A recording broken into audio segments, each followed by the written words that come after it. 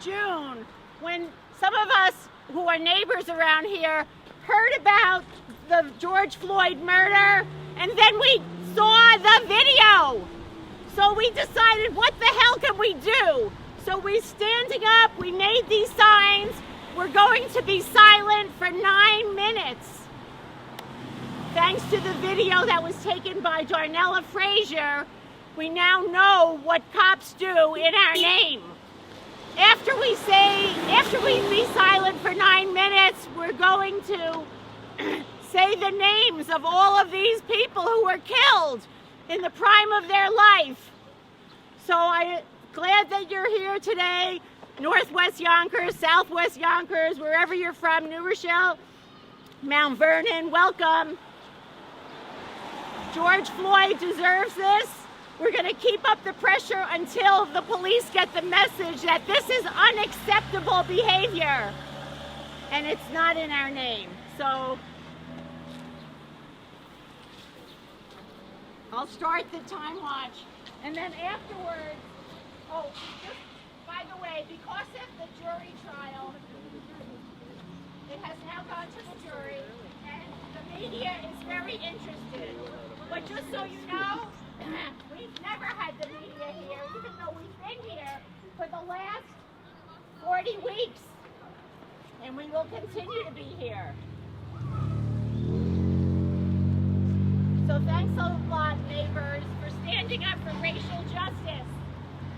I'm proud to be with you. And we're going to start the silence now.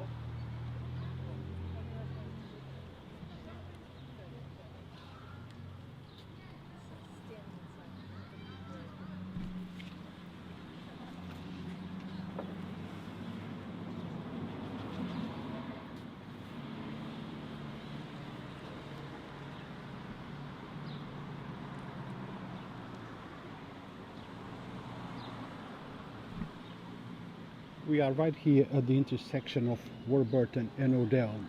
This is a group of people that have been coming here every Monday since last year to talk about social injustice, talk about those that have been killed on the hands of police officers all over the nation.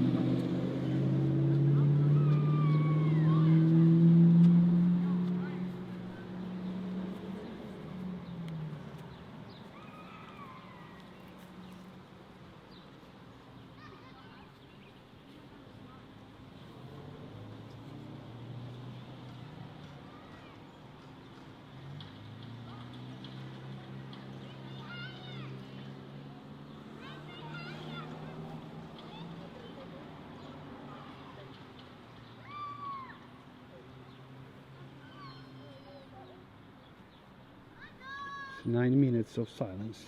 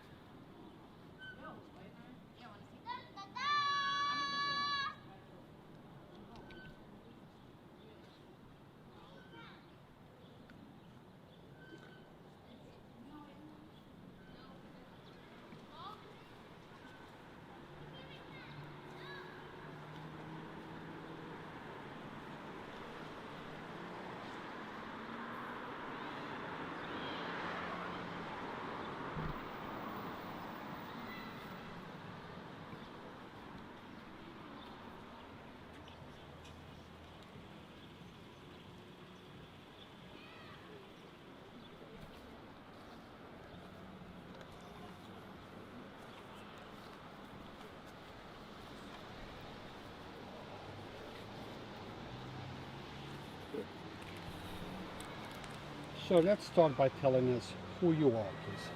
My name is George McNamara. George, what is this about? Why are you here? We know the reason, but I want you to articulate so our viewers understand why you're here. Well, we were all appalled over many deaths at the hands of police of people of color. And when George Floyd died, very unique and looked like a very, brutal way, we felt more spurred to action. And after talking to some of our neighbors a week or two after his death, we decided to start this vigil in early June of 2020. And we were very heartened to see how many folks came out. The first few times we did it, there were 40 plus people here. And we've maintained at least 12 to 15 every week we've done it, including very brutal weather. And very cold, very hot, ground was wet, there was ice and snow on the ground. In the winter we made it 1 week a month, and that seemed to keep our numbers pretty solid. So we thought that was a good decision. So this happened every week on Monday? Right now it's every week. On Monday at 5:30? Every Monday at 5:30, Odell and Warburton. So anyone can come and join you? Sure. Now, what do you think is the biggest problem? Is it the police? Is it training? It's a mindset. What is it that you think is the problem? I really got to dig down with that one. I don't think it's a training issue per se, because I think every time something like this happens, they holler training, and they get more training, and then it happens again. And not every police department in the U.S. gets the same training. There's something like, I don't know, was it 1,800 police departments across the country? Maybe more, I'm not sure. And it seems like the message is not getting out there. I mean, we've had deaths in the last week or so. A young fellow in Chicago, Adam Toledo, 13 years old, he had his hands up, right? There was no gun in his hand at that time. Whether he had one before that is irrelevant, in my opinion. You got to go with the evidence you have in front of you if you're a police officer, because you are issuing deadly force, and in actuality, it's capital justice, capital punishment. Now, we had also another incident when a police officer, instead of pulling out the stun gun, actually pulled up a firearm and shot the person. It's kind of hard to believe. The weight of those are very different. And generally, if I'm remembering correctly, an officer keeps their weapon on their dominant hand side. So if you're right-handed, it's on your right hip. If you're left-handed, so that means that your taser should be on your left side. So you should be able to tell the difference by weight and where it's located on your belt. Are you implying that it might have been intentional? No, I'm not saying that. I'm saying that I'm saying is this person was so thoroughly confused they should not be doing anything with a weapon at that point. Okay, I hear you. Now, police reform. That is the police reform, and every time we have something like that happen, they talk about police reform. And it's happening. Police reform is happening. Are we seeing any changes yet? Not to my knowledge. If it's happening, I haven't seen it. Okay. Anything else you'd like to add? I understand that in Yonkers we have the ABLE, A-B-L-E, in place, and I don't know if they've all been trained in it, but it's active bystander law enforcement. Supposedly, cops can talk to other cops and try to de-escalate things when their partner gets out of control, something like that, I think. Mm-hmm. And also maybe deliver evidence if something goes wrong. Thank you, sir. Okay.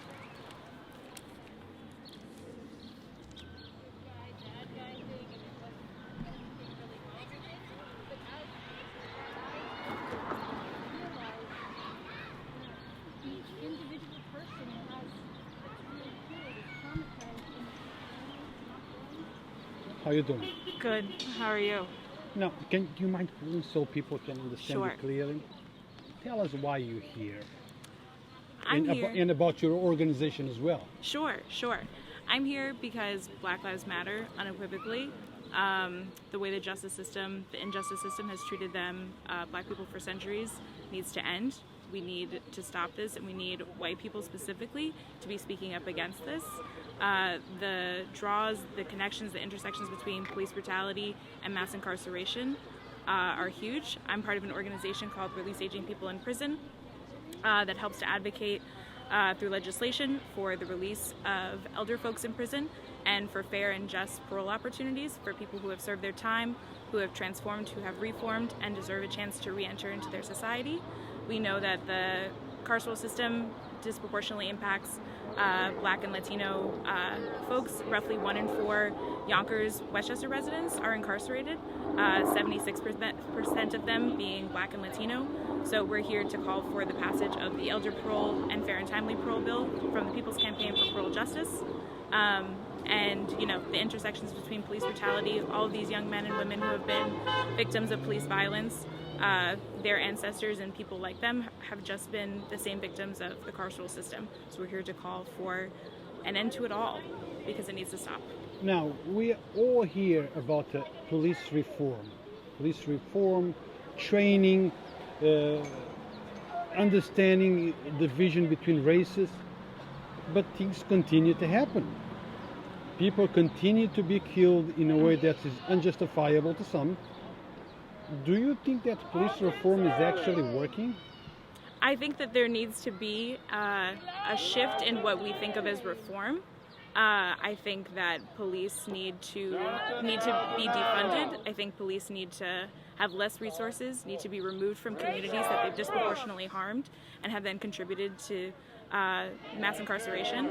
I think that there needs to be a complete upheaval, and I think this needs to be led by people who've been impacted by this system, people who have been victims of police brutality, their families, people who have been incarcerated, people who have been harmed by this system need to be leading us in the way to figure out how to fix it and what we need to do better and what we need to do to make sure it doesn't happen again. Thank you. Yes, thank you. Wake us up! Samir Rice. Samir Rice. Kamal Kamal Flowers. Flowers. Breonna Taylor. Breonna Taylor. DJ Henry. DJ Henry. Dante Taylor. Dante Taylor. David McGetty. David McGetty. Jesse. I did it. You're good. Jesse, let's talk loud so the mic can pick your voice. Jesse, you come all the way from Mount Vernon to a Yonkers event. Why is this important to you? I think it's important to everybody within this country for the continued killing of unarmed men by the hands of the police. What it is, it's an awareness for me to come from Mount Vernon, to come here, participate with everyone here. It's an honor for me to be here. I wish more communities throughout come and celebrate the names. And I'm pretty sure there's more that's not on this list, more. And what it is, we're tired. We're tired of the police killing. We're tired, more than tired. Communities have to stand up and speak if they can. George Floyd! George Floyd! Thank you. And Anna Stanley Jones. Saying their names, that we will not be forgotten. Did I miss anybody? Did anyone not? Oh, sorry. Andre Hill.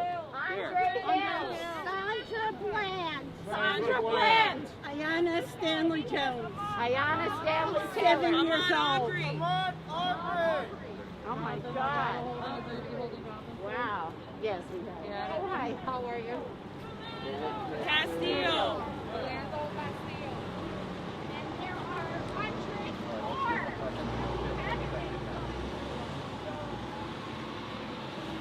Thank you all. Does anyone else want to say anything? We stand with the victims. We stand with their families.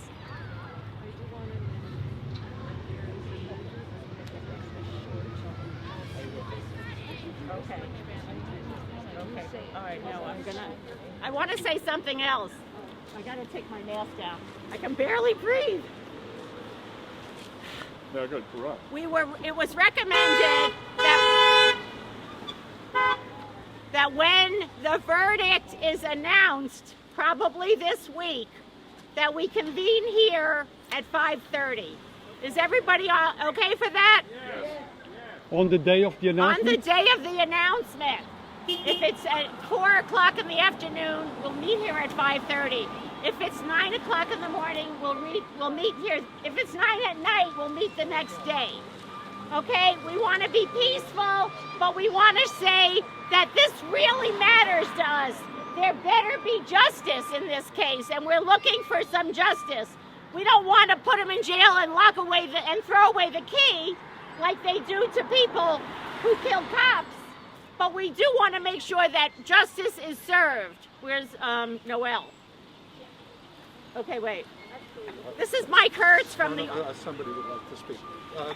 Carlos Burgos. Okay. Come on up. He's running for the street. Okay. How's it going? Thank you so much. My name is Carlos Burgos. I Carlos. wish I had a mic. Oh, I can put this down? A little bit so they can hear you. Yeah, I'm going to go this way. Everybody, my name is Carlos Burgos. I'm running for City Council District 4 across town. Very grateful to be here. Thanks to Mike for putting me up here to speak with y'all. This is an issue that we all know I'm speaking to people who know this is a super important issue, not just around the country, definitely right here in our backyards. And so I'm glad that y'all are here. I'll be here when the next time is that we convene, and I'll continue to be present as much as I can. Say your name again. Carlos Burgos. Yes. Okay, Carlos, thank you very much. Thank you. We appreciate it. I want to introduce Noel again. Noel is a citizen activist, not running for any office. Hi everybody, my name is Noelle Casey. I'm a Yonkers resident, and I'm part of the People's Campaign for Parole Justice. We're a grassroots legislative campaign working to give people an opportunity to come home from in prison. So we're working on these two bills, elder parole and fair and timely, to help our elders be released and those who have served their time to have a hopeful, just, and fair opportunity at coming home. So many of the people whose names we see before us today have been impacted by the carceral system as well as police. Police continue to, the prison system is an extension of police. The violence starts there, and these bills are to be able to help people who have been victims of that system. We have these two bills that are going to be passed, so if anybody needs any information, I have some handout cards if you want to get involved.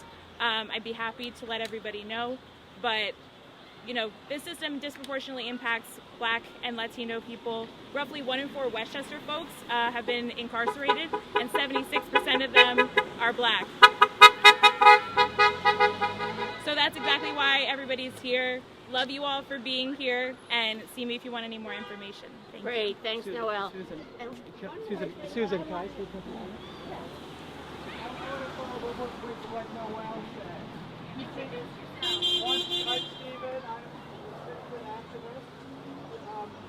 We think this stuff happens elsewhere, but in Westchester County, the best statistics I can find, there are 320